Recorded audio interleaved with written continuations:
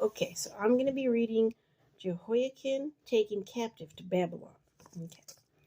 So, in his days, Nebuchadnezzar, king of Babylon, came up, and Jehoiakim became his vassal for 3 years. Then he turned and rebelled against him. So, you're going to have that in life. People are going to rebel against you.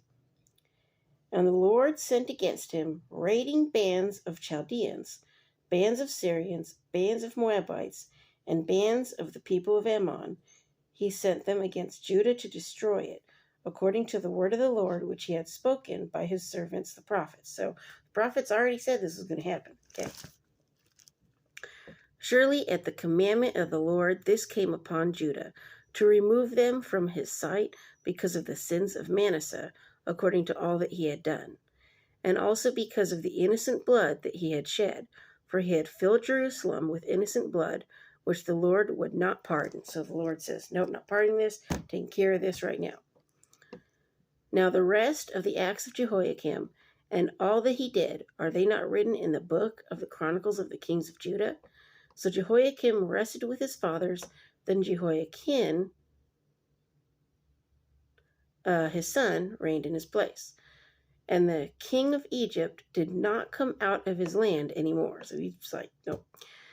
For the king of Babylon had taken all that belonged to the king of Egypt, from the brook of Egypt to the river Euphrates. So he got everything taken from him.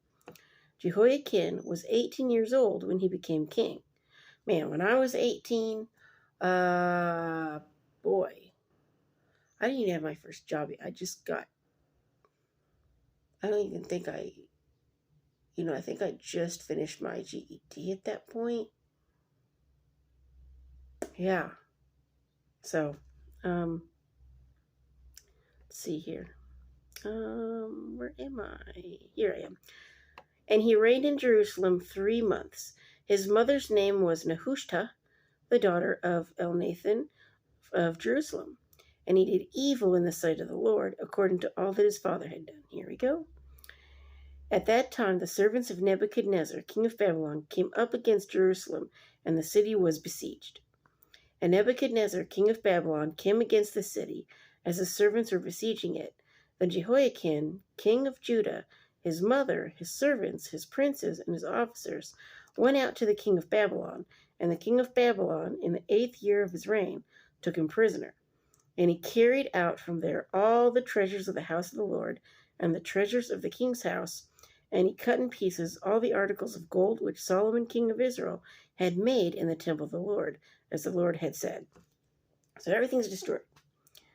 Also he carried into captivity all Jerusalem, all the captains and all the mighty men of valor, 10,000 captives, and all the craftsmen and smiths. None remained except the poorest people of the land. So the poorest people, they're like, we're no use to you. So yeah, so he just left them there.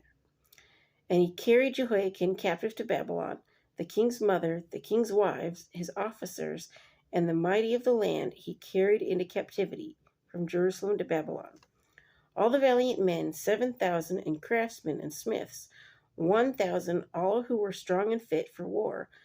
These the king of Babylon brought captive to Babylon. So he took people that were useful to him, okay? Then the king of Babylon made Mattanai, Jehoiachin's uncle, king in his place, and changed his name to Zedekiah. Zedekiah was 21 years old when he became king. He reigned 11 years in Jerusalem. His mother's name was Hamutal, the daughter of Jeremiah of Libnah. He also did evil in the sight of the Lord, according to all that Jehoiakim had done. For because of the anger of the Lord, this happened in Jerusalem and Judah, and he finally cast them out from his presence. Then Zedekiah rebelled against the king of Babylon. So we're having upheaval, all that's going on.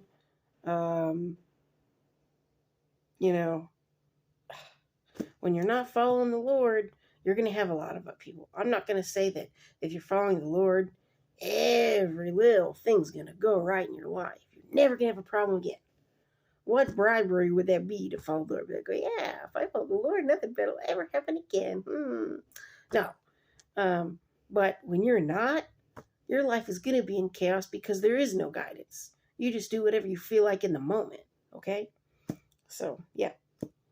So, but next we're going to be reading the captivity of Judah, okay? So, anyway, thumbs up, like, and subscribe. Have a great weekend.